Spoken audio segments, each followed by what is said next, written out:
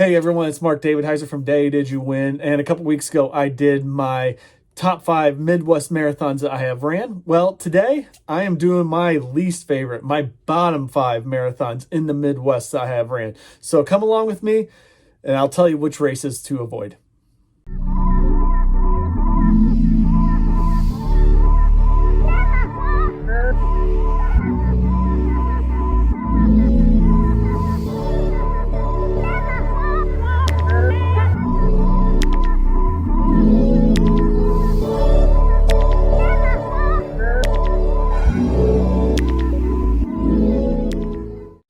So before we get started, as I do in every video, I'd like to encourage you to please subscribe to my channel, like my videos. It helps me out, and it also keeps you updated on when my next videos come up on YouTube. I'm trying to do every Monday at this point, so Monday morning I should have a new video up.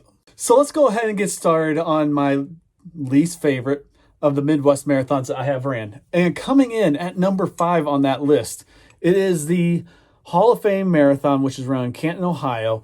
The marathon is consistently ran right at the end of April and the beginning of May. So I believe this year it is on May 1st. Right now, they still plan on doing this race in person.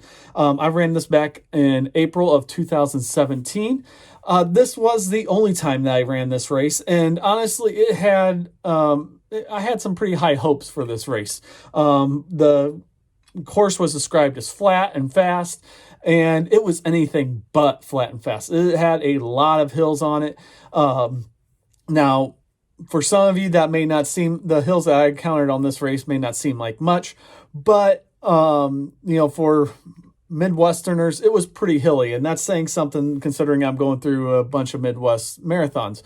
But other than that, though, there was a lot of other things that went wrong with the organization of this race. For one thing, the marathon typically starts and finishes right by either the Football Hall of Fame or inside the Hall of Fame Stadium. However, this year, because of renovations being done to the football stadium, they were not allowing runners to go near either one of those, at least for the race. So the start-finish line was located inside downtown of Canton, Ohio. It went through a couple nice parks. There were some really nice areas of it, but there were some really bad areas. The course really went through some rundown areas that honestly, at times you wondered if you were safe running through these areas. So it was a poor choice, of course. Canton, Ohio is not the most beautiful town or city you'll go to, so the scenery is not that great. And like I said, there are hills. So there are other issues, though, that this race runs into problems with. One was this year parking in 2017.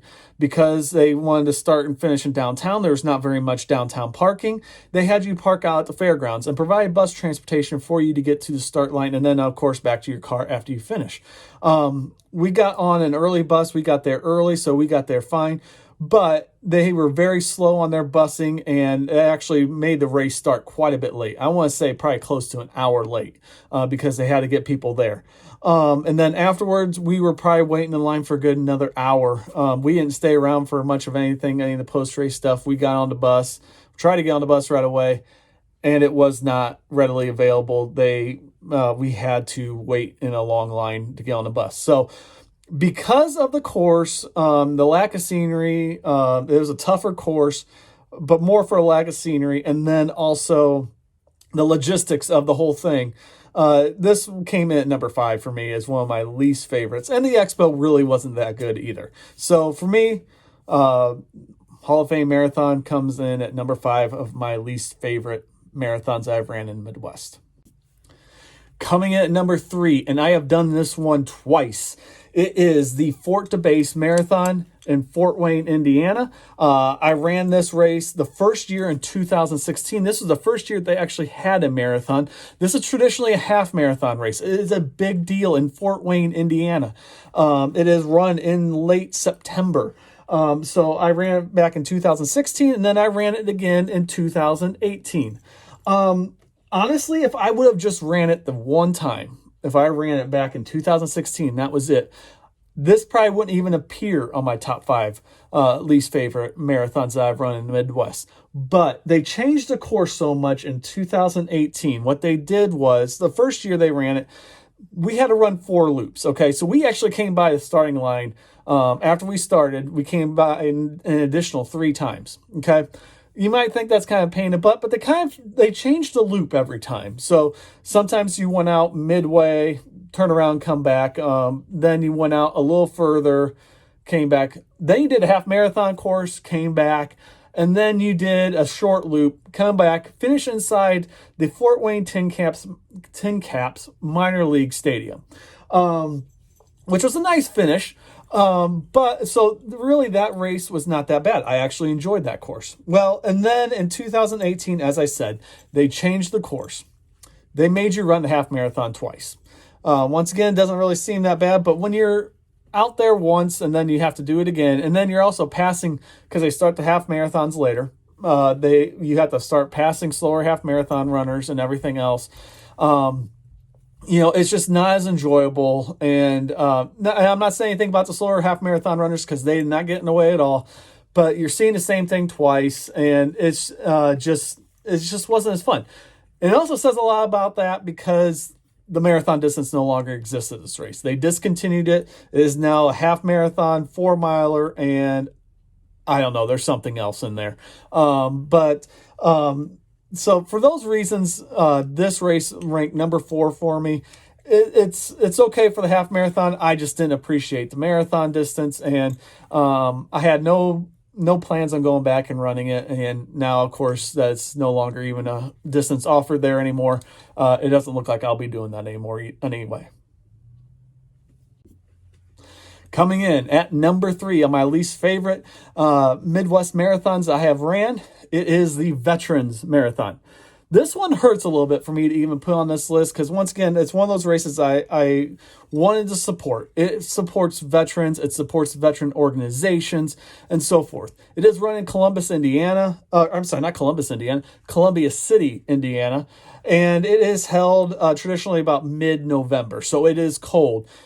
The problem with this race is it is the course. It is boring. You are running through cornfields. I can do that here where I live for training runs. So the appeal of the course was not that great. It's not that tough of a course, except for because you're running in the middle of cornfields, and by that time in November, corn is harvested. There is absolutely nothing to block your wind, and you find yourself running alone. This is a very small race.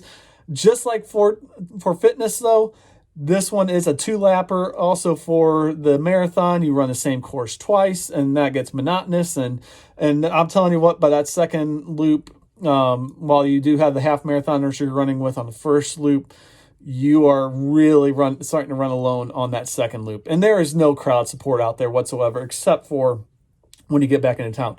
The start of the race is really cool. They have a cannon, they fire off to start you. That's really cool. There are actually people in town watching and supporting. But once you get out of town, you just have the people at the aid stations, which they did a great job with the aid stations. But I just can't get over the course. It is not a very runner-friendly course. There are no spectators out there, and it is boring. So for those reasons, this Veterans Marathon comes in at number 3. Coming in at number 2 on my list of my least favorite Midwest marathons is the Grand Lake Marathon. This is held in Salina, Ohio. It is held in mid-September. This race isn't one that I've totally written off as far as I'm never going to return to do it, but it needs some improvement. So this marathon runs along the edge, or runs around the Grand Lake in Ohio. And it really sounds like a great course, especially at the beginning. In the beginning, you are running and you have views of the lake for about the first half. The problem is then you get around to I believe it's south side of the lake, you start getting further away from the lake, and there's not much to see. And at that point, you're running alone. You're running west also at that time, and so you're dealing with headwinds typically. And so this race really did not do much for me. Now, my understanding is they've actually reversed the direction of that course. I'm not 100% on that, but that was a rumor that was going to happen. And so I don't know if that'll make it any better, honestly. You're still going to be running west to finish, and you're for a long stretch. The great thing is at the finish, then you'll have the lake view.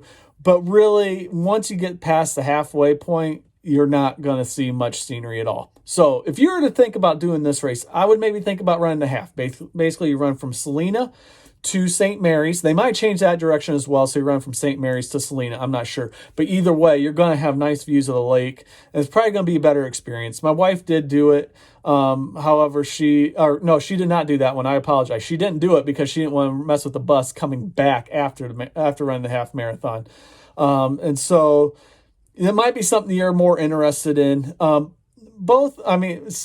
Saline, Ohio, not a very great looking town. St. Mary's, me and my wife did actually drive to that day before the race and just see it. It's a nicer town.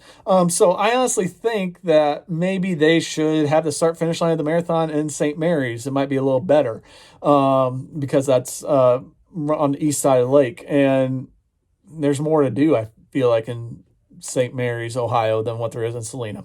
So just some thoughts. But that is my number 2 least favorite marathon in the Midwest. Coming in at number 1, and for my local people, this is going to cause some issues probably, but it is the Sunburst Marathon in South Bend, Indiana. If there was ever a home marathon, this was it for me.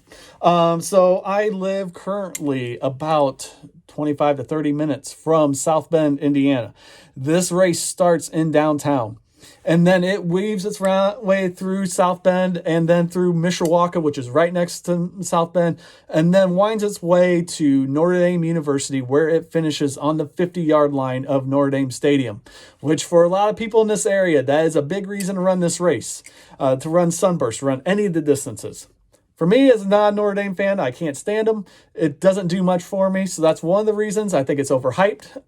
And also, the marathon course was awful, dreadfully awful. Basically, once again, no crowd support once you leave South Bend, and then also once you get to Notre Dame Stadium, there's nobody out there. But besides that, the course ran right by a water treatment plant, and it smells bad. So I'm not even sure why they had you go out that way. I'm sure the city of South Bend was not wanting to shut down that many roads, and so they said, well, this is the way you're going to have to go. But it was awful. And the redeeming qualities were actually not even in South Bend. They were in Mishawaka, where the bike path is. They have a very nice bike path in Mishawaka, which I used to run on quite a bit when I actually had training runs, when I actually ran over my lunch hour for work. That was probably the redeeming quality of the race. One year they even tried to run the course through the zoo, which was a mess because it's not a very wide zoo. It's not a very big zoo. It's a lot of sharp turns and narrow paths to run. And so this race also can never keep its course the same. It's always changing. There's no consistency. Like I said, it finishes at 50-yard line Notre Dame Stadium, which if you're a big college football fan, especially Notre Dame, you might really love this. I didn't see the need for it. Now, with all that being said, obviously I'm not the only one who didn't like this race, because the marathon distance no longer exists in this one either. Just like Fort for Fitness, they cut it out. They had, I think the last year they had the marathon, they had less than 100 participants in it. So they ended the marathon distance. There's a 5K, 10K, and half marathon.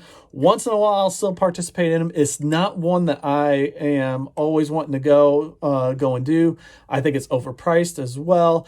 And you're talking about running a half marathon, or in this case, the marathon distance, which I did twice, the first weekend of June. And it is hot and humid, and it's just not a runner-friendly weekend to be running half marathon or marathon distances. So for all those reasons, and there's so many more that I can get into, they've had some bad swag in the past as well, and just some other issues come up.